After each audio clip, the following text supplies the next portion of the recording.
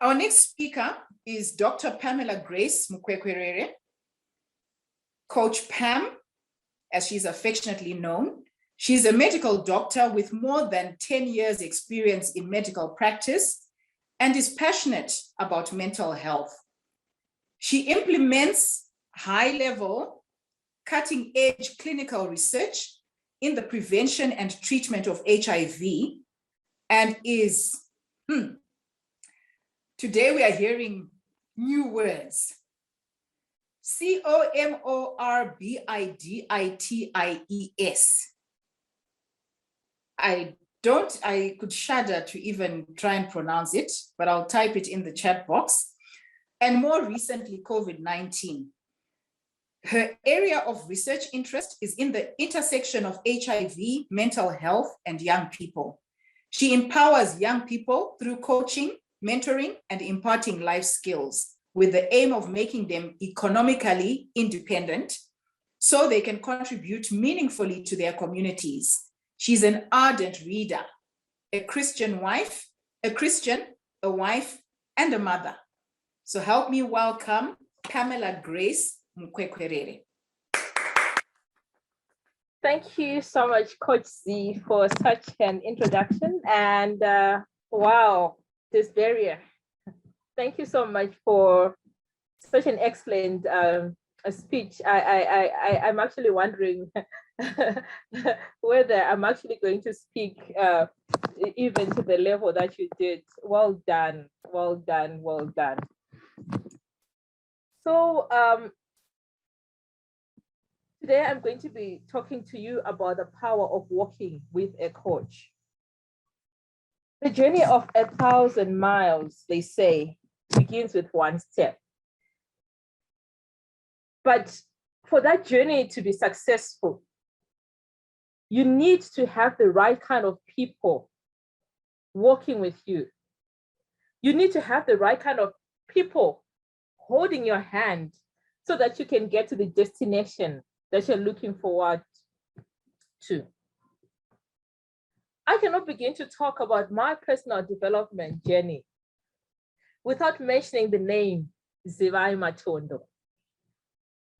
I first met Zivai in 2017. And this is when we were on the same executive coaching program called Sigma, which was being run by Coach Dorothy Chanakira. But actually before that, about 2 years earlier in 2015, I had seen her from afar. I remember she was talking at this network marketing conference with her husband. They were sharing a story that inspired me. I remember that day, my eyes were glued to her. I listened to her so intently. She was so confident. She was so motivating. She was inspiring an audience. And I remember as I looked at her, I said to myself, one day, I want to be like that woman. One day, I want to inspire others around me the way that she does. So, fast forward to 2017, I find myself with this woman in the same training program. Wow.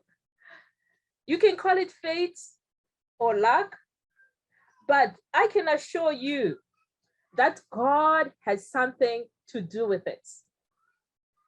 I couldn't believe my ears. I couldn't believe my eyes. I couldn't believe that it was truly happening, but I can assure you that it was truly true.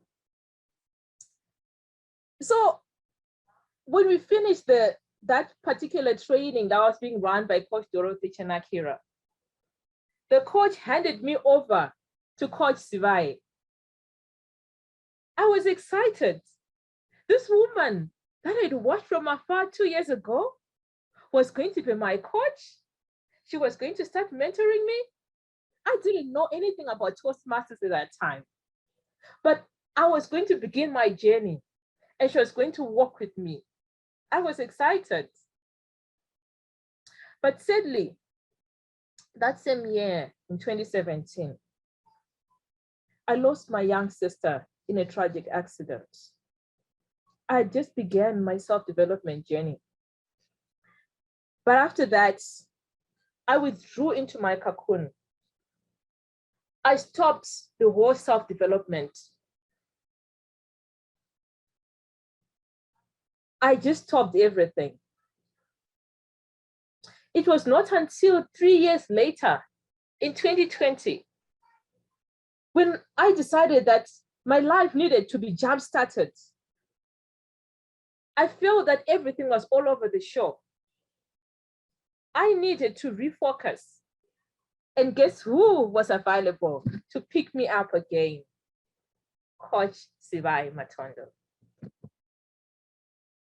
That was October 29, 2020, when she launched her 5-day On Your Life challenge.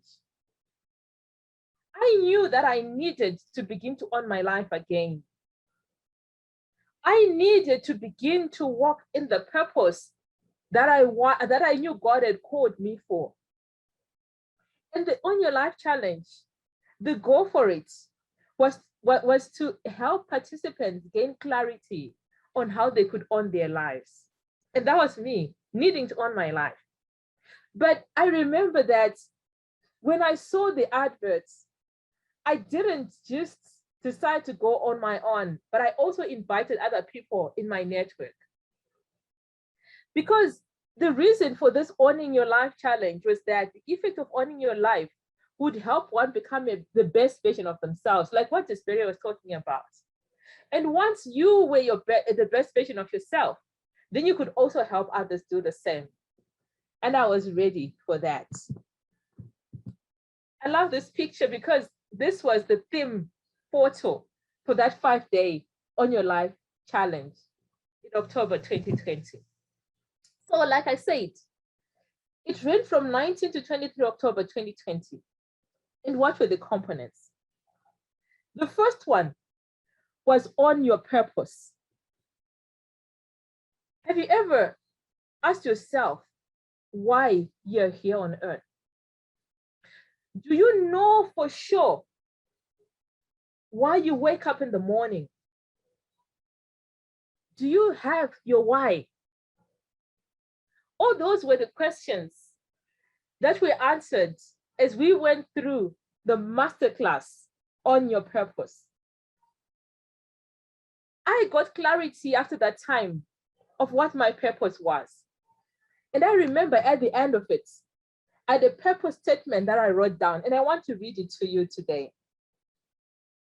My purpose statement: I, Pamela Grace Mukwekwerere, exist for the purpose of serving others and improving their mental health through mentoring, coaching, transformational speaking, and imparting entrepreneurial skills needed for young people empowerment and economic independence.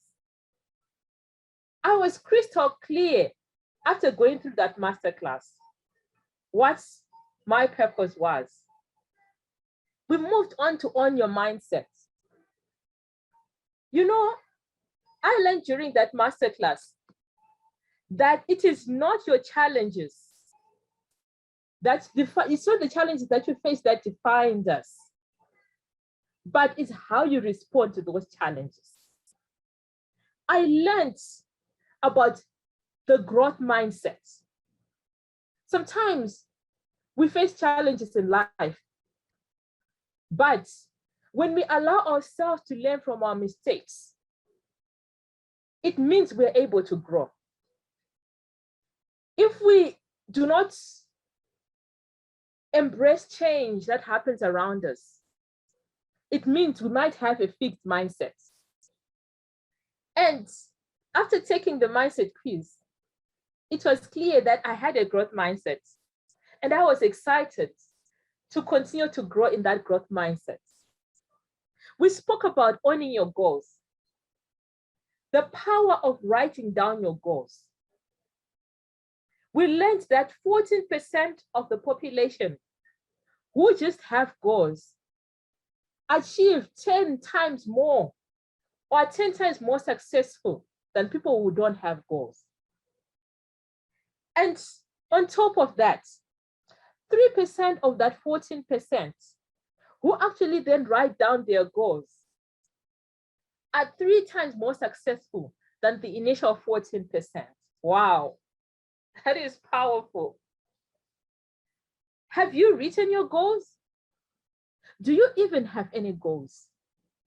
Because it's never too late to begin writing your goals down so that you can become part of the 3% who are the most successful in the population. We learned about owning your habits.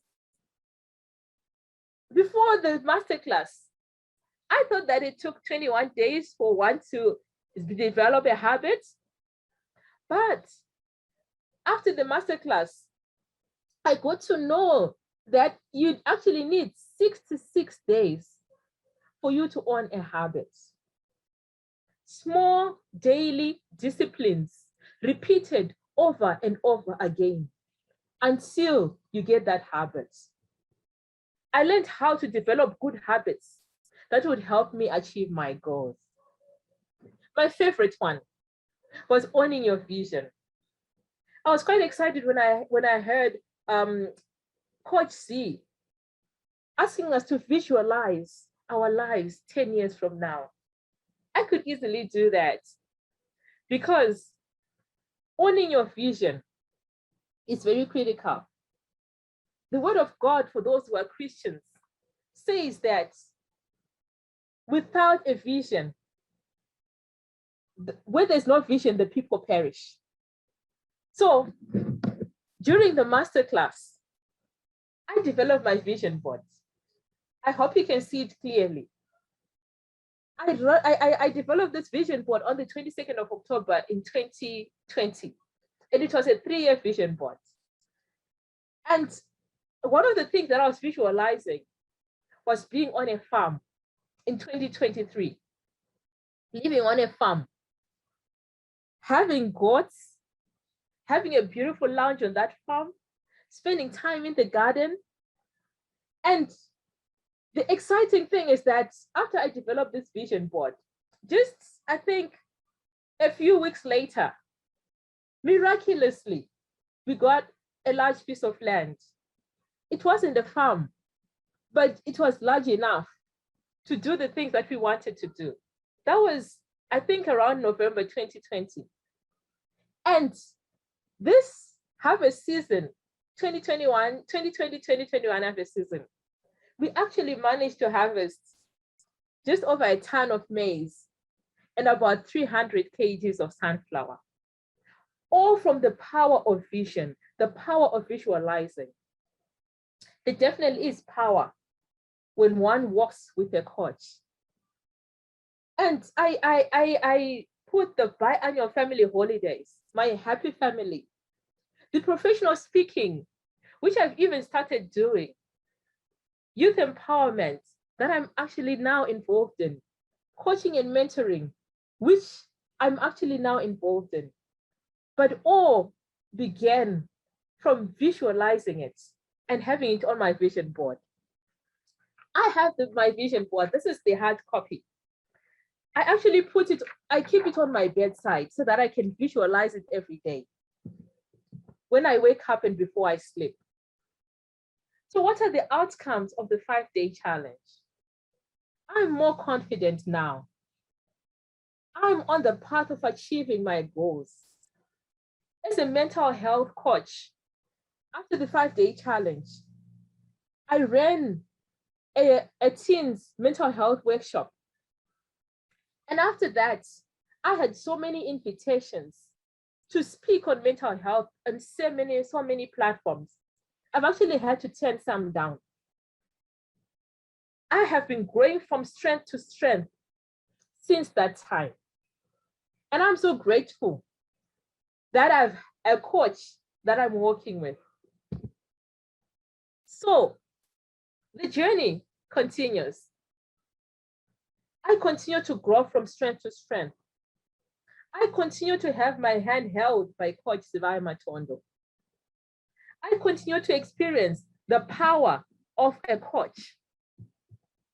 And today, I want to encourage each and every one of us today to think about having someone to work with so that you can know your purpose and achieve the things that you want to achieve in life.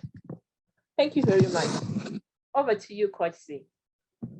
Dr. Pamela, Coach Pam, Coach Pamela, having also been on this journey with you and continuing on the journey and just seeing you evolve from where you were and where you are today and the things that you've achieved and your focus as you remain focused on the prize, on the goal, follow one course until successful, and having that vision front and center.